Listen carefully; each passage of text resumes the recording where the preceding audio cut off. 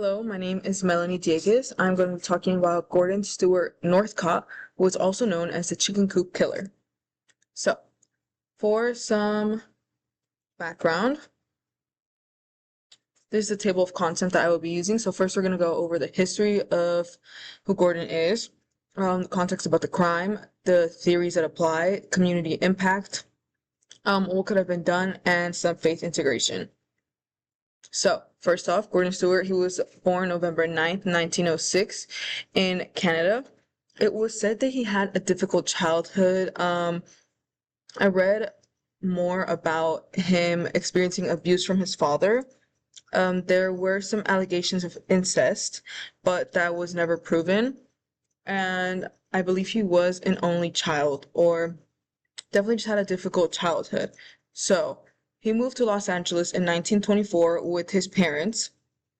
Around 2 years later, they moved to Wineville, which is now known as Mira Loma in the Hoopa Valley Riverside area. So from here, funny enough, I used to live around Mira Loma a year ago. So from here, where CPU is at, it is probably about 20 minutes. And he asked his dad and, convinced him to buy land where he wanted to start a chicken ranch. So that is what they did. And more about him in this case would be that he was arrested in British Columbia on September 20th, 1928. So only 4 years after he moved to Los Angeles. He only confessed to 5 of his victims, but there is said to be from 9 to 20 victims. And I will later tell you why that was hard to establish and just confirm. He died on October 2nd, 1930. He was executed by hanging, and he was in the San Quentin State Prison. So, a little context about the crime. On March 10th, 1928, 9-year-old Walter Collins disappeared from his home in Lincoln Heights. This was chaos for the Los Angeles Police Department because they did not take his disappearance serious enough, and the mother of Walter Collins reported this, and there was a report that a couple months later that another little boy that claimed to be Walter Collins showed up, and the mother from first sight knew that that was not her child. But LAPD basically forced her to take the child in, and after 3 weeks she was like, no, this is not my kid. Instead of LAPD further investigating what was going on and looking for the child, what they did was send her to like an insane asylum because they thought she was going crazy. They wanted to, get answers out of it. And during this time, they were facing a lot of backlash because of the corruption in the police department. So later on, we see the Winslow brothers. They were 10 and 12 years old. They disappeared from the home in Pomona, May 16th, 1928. Still, police department did not see any type of correlation between these three missing young boys. On September 15, 1928, Sanford Clark. Now, Sanford Clark is Gordon's nephew. Gordon brought his nephew over in Wineville with him to, help him run the ranch and whatnot. But on September 15, 1928, he spoke out about his abuse that he was enduring at the ranch with Gordon. And he called his mother, I believe, and told her everything that was going on. And he confessed, basically helping Gordon with, some of the killings of the victims. Specifically, he had to help with Walter Collin.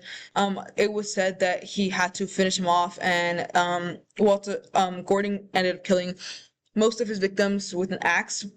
So it is said that Clark did have to help him with that.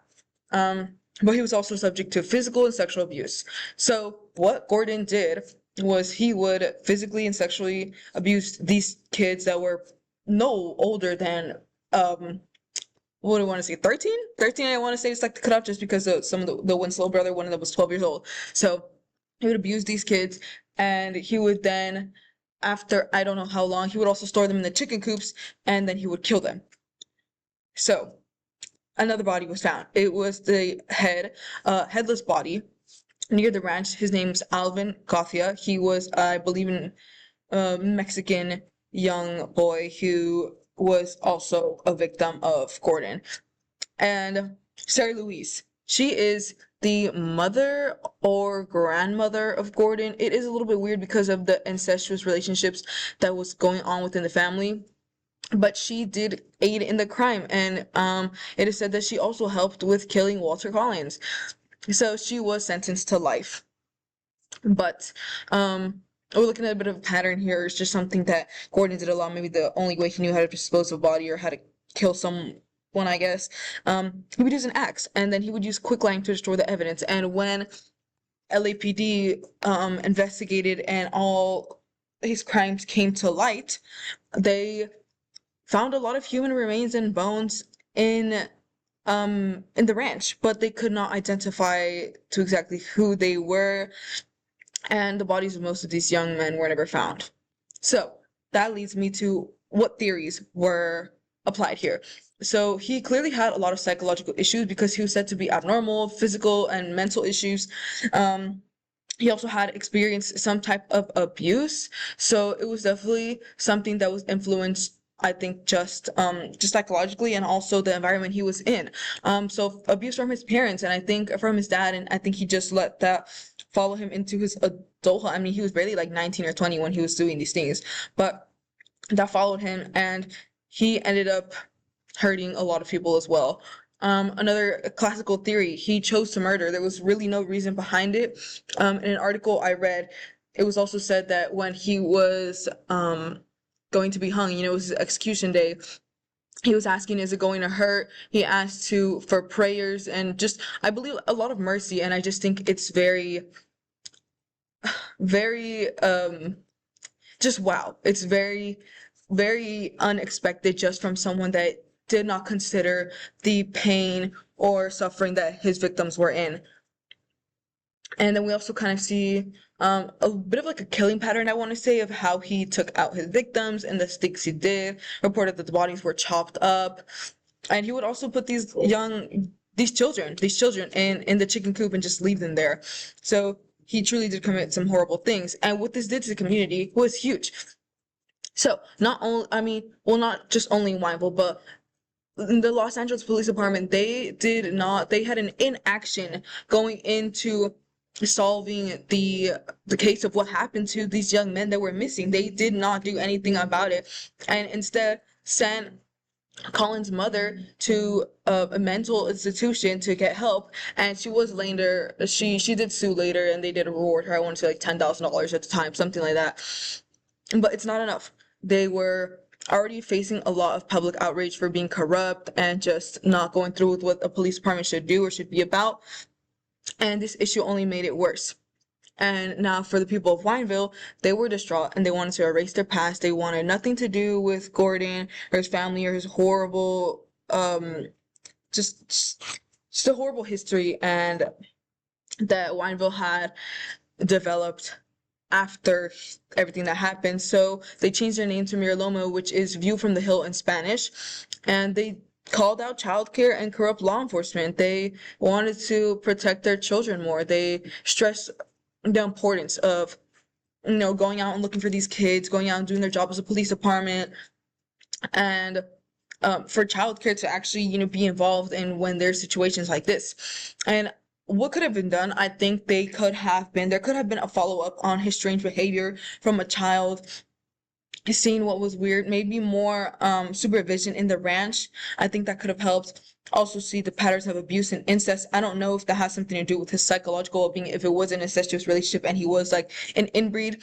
I don't know if that has something to do psychologically, but it could have very well been. And there was reports that he had confessed to his mother about the stuff that was going on. I believe to his mother and his father, so they definitely could have done something, reported it sooner, try to do something to stop their lunatic son from killing more people. And most importantly, I want to say the Los Angeles Police Department, they had no sense of urgency. They had inappropriate action. They did not stress the situation enough, and that just led to more victims that even to this day we are still not sure who they are or where the bodies are or what happened, because there are reported to be around 20 other victims, but yet again it has never been confirmed. So a little bit of faith integration I wanted to add, having faith for these family and the victims and the community, everyone. I I know it was very challenging.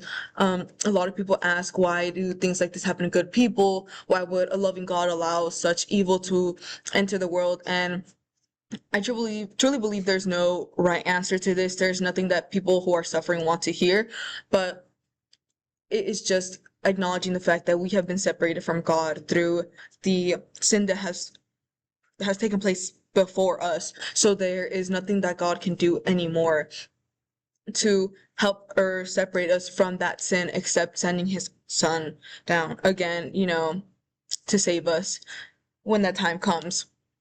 But it's just to remember that God will always be there for us. And a verse that I wanted to leave out here was John 3:17, which is, for God did not send his son into the world to condemn the world, but to save the world through him. I think is very important and very applicable in this situation. And lastly, here are my references. These are all the sites I use to find any information about this truly horrifying and tragic case. Thank you so much.